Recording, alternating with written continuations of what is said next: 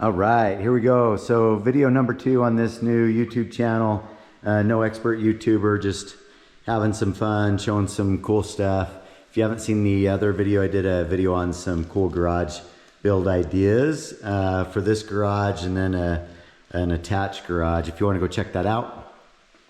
But this one, there's been so much hype around these new rigs Can-Am and Polaris are putting out.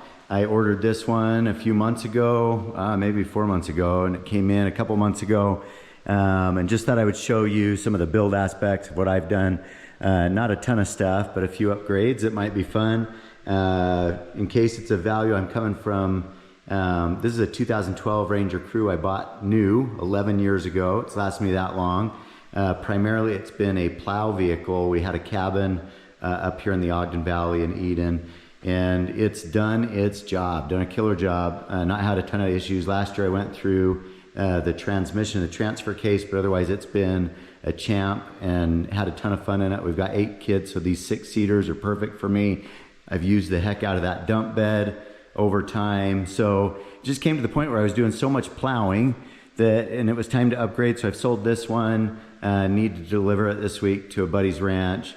But I wanted to do something that was enclosed, that had heat and air conditioning. And originally I just ordered the Northstar, the new Northstar version of this, the 2023 Northstar. And then I got doing a ton of homework on these new Defenders, the Limiteds. And man, I've loved this rig. It's been an awesome change up. Totally was happy with Polaris, but this one just runs so smooth. Love the transmission, strong motor, but just a killer, comfortable, well-built rig. So I'm just gonna walk you through some of the stuff that I've done to it as far as minor upgrades and maybe some lessons learned, some things for you to consider. Love the cab, love how tight the doors shut. It's like buying a truck, a vehicle. They close secure, close nice and tight. And the one thing that I've absolutely hated, and I'm so frustrated that they don't have it on this vehicle, especially when the last year models did, but they don't lock. And I don't know what the heck they were thinking to not make these lockable. Power windows and all these creature comforts, and you can't lock the darn thing. So end of complaint on that. First thing I did was tint the windows all the way around, did the limo tint on the back, a little bit lighter, I think 2 shades lighter on the windshield, 1 shade lighter on the front windows. I did these Can-Am OEM sport fender flares. When I first bought it, man, you go through mud, you go through gravel, anything and everything, especially with the offset of the front wheels. You can see how much those offset from the vehicle. It was just flipping everything up at your doors. So I immediately ordered these fender flares. Didn't like the way that the full-size fender flares stuck out. These are the sport. So they're not quite as outrageous, but they do a great job keeping the junk off your doors. Had it out in the rain this last week as it's been rainy up here, and they did a great job. Super happy with those. So I did those sport fender flares, did the OEM Can-Am mirrors. Kind of a funny deal because Can-Am does all their instructions online, and you got to build the little spring mechanism. There's no instructions for that, so you got to kind of wing it and figure it out. But if a guy like me can figure it out, so can you. Did this little bed rack. Love that it's quick release. The whole thing can come out in less than a minute, literally. Just unclick those on either side, get another person to help you on the other side, lift that thing out. I did the cargo box on top. This is that whole Link, L-I-N-Q, Can-Am Link system. Been super happy with those so far. Did a storage box, again, removable, but it's in the bed. Little locking box in there. For this basket, I went with Kolpin brand because I use this now as a backcountry vehicle for skinning and snowboarding, for skiing and snowboarding, but backcountry skinning. And their Kolpin stuff is super adjustable, and I can fit my split board, I can fit skis in there, whatever I need to take this thing up in the mountains and do some backcountry stuff. And I love this stuff. We've had some rough flooding up here over the last month or two. To be able to hold tools, throw shovels, throw all sorts of stuff on these adjustable holders is pretty slick. Neat little system for both Kolpin as well as Can-Am. So happy with that. One notable, I think this has a 200 or 250 weight rating, where there's no weight rating on the Polaris. You can't sit on those Polaris ones. I know that from experience. Threw a bed rack on here. The other reason this vehicle gets used, especially now that it has air conditioning and heat, we're big mountain bikers, and threw this bike rack on. It's a Thule helium bike rack, super configurable, and love that. It's been slick, super easy to use. Whenever you're doing that, be aware that I've had to put a hitch extension on so that I can clear, even if I hadn't put that bumper on. You got to do a hitch extension to mount just about anything to that thing, unless you're just pulling a small trailer or some kind. Also put on this no limit bumper. It has the integrated, they're kind of a fog light, more so than a floodlight. If I flip those on, throwing the switch up here in the cab, and you'll see they're not super bright, but when I'm plowing during the winter and just need something to see in back of me as I'm backing up, I think those will do the trick just fine, but they're certainly not a big floodlight. Let's see, what else have I done? The WD Street Legal Kit, super cool. The reason I picked that one is because of the integration with these eyebrow lights. Love the way that they do that. It's a little bit pricey. I think it was like 500 bucks for this whole Street Legal Kit. And took me, I think the shop quoted me 4 full hours in order to wire that thing and install it. It probably took me about 3 or 4 hours to do it clean. I'm a little bit anal in the way I do it. You got to pull out the floorboards, both rear and front. They all come out through fasteners, and it just takes time. Not too technical. Love that Can-Am does a great job of pre-wiring and leaving all sorts of battery access points throughout the rig. So Can-Am does a great job of making that super simple. Here's the one thing that I didn't like about this WD Electronics one, and you'd never know this, but be aware once you get it installed. So this is kind of frustrating, a little bit silly, but this little blinker access, you can't open the door unless you turn the blinker on, because the door handle conflicts. And so I always got to turn on the blinker to open or close the door.